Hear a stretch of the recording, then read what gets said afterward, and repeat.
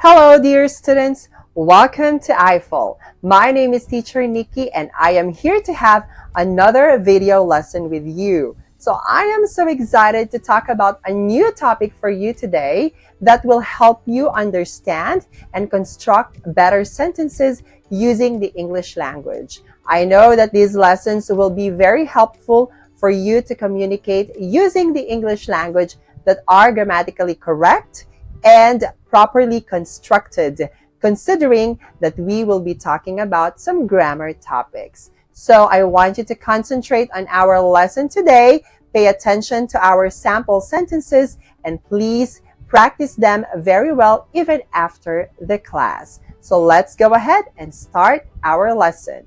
Let's go.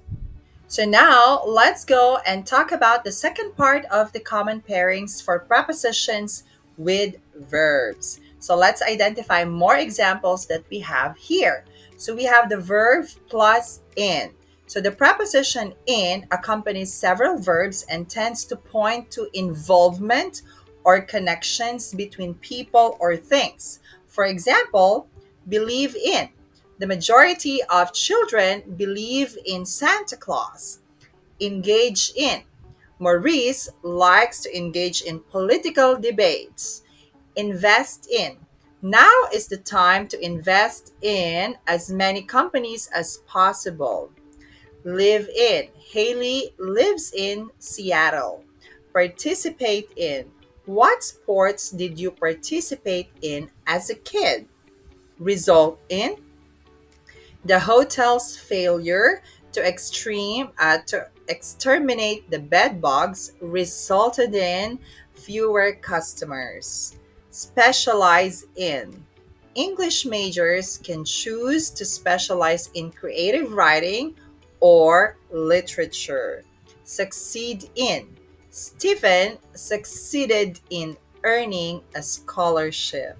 All right. So you can see here that verbs with in usually point out involvement or connections. Next, we have verb plus at. So it is commonly used with verbs to indicate places, skills, and reactions. Example, arrive at.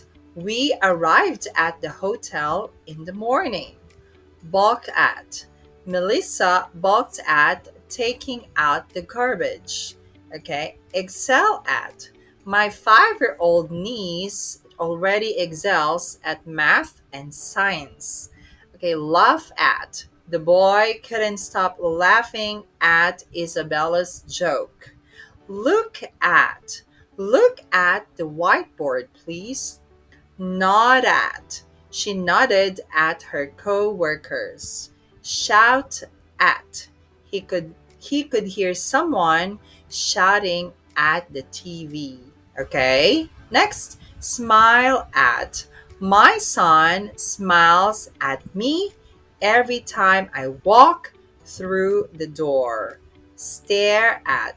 It's uncomfortable when people stare at you. Okay? Again, verb plus at normally indicate places, skills, and reaction. Okay. Next, verb plus on is used with a number of different verbs.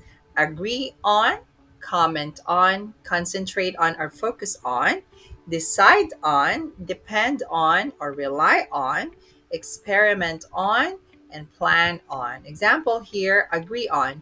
The committee finally agreed on a solution.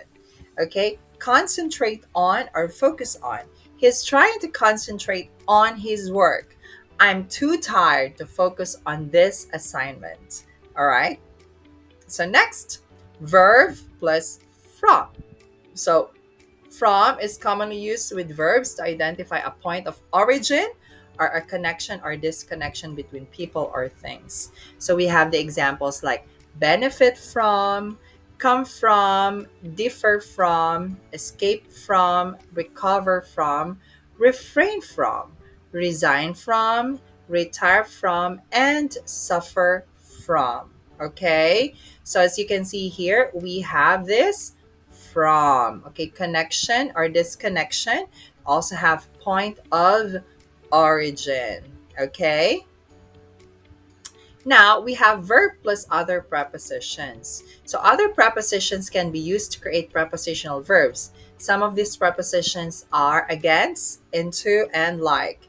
We decided against visiting, okay, my aunt. The car nearly crashed into a tree. I feel like going on an adventure, okay? So, other one, verbs with multiple prepositions. So, certain verbs can take multiple prepositions without changing the overall meaning of the sentence. So, example, the verb talk. Okay, I need to talk to the principal. I need to talk with the principal. So, those two sentences have the same meanings. All right, doesn't change. Okay, regardless of the preposition. Now, on the other hand, there are also some verbs, okay, that change, okay, depending on the preposition they have. So, like for example, dream. So, she dreams of becoming a pilot. So, this is her aspiration, what she wants to do in life.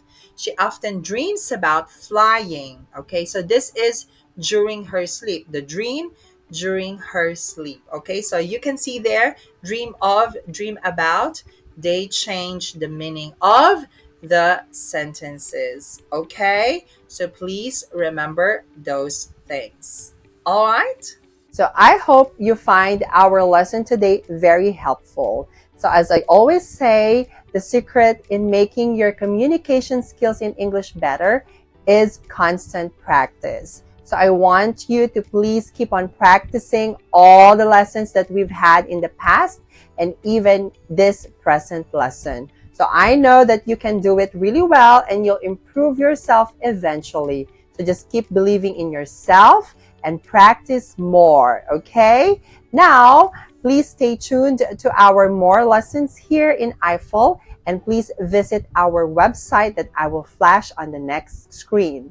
I also encourage you to please subscribe to our classes because we have a lot of amazing teachers that will help you and guide you in improving your English skills. So once again, this is Teacher Nikki. So I'll just see you again on the next classes and video lessons that we're going to have. I know that we will have more amazing lessons in the future. So stay tuned and good luck.